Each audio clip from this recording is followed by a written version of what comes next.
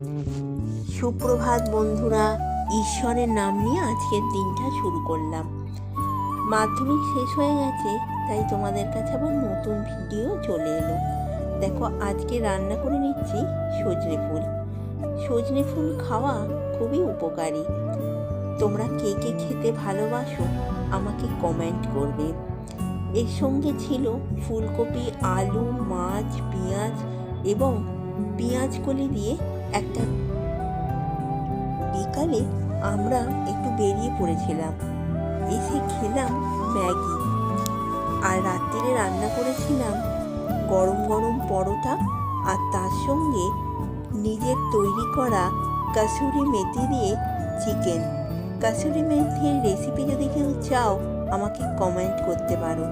সকলে ভালো থাকবে, সুস্থ থাকবে, আর আমার চ্যানেলটা ভালো লাগলে একটা সাবস্ক্রাইব করে লাইক করে পাশে থাকবে।